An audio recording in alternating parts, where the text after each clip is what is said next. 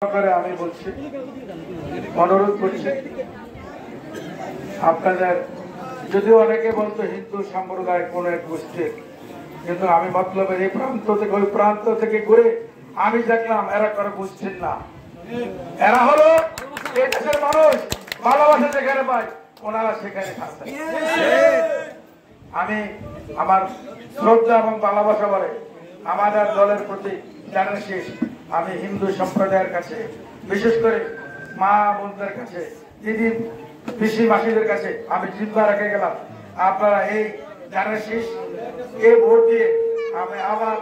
জয়যুক্ত করলে আবার আপনাদের কাছে আসবো এবং আপনাদের দাবিটাও জানাতে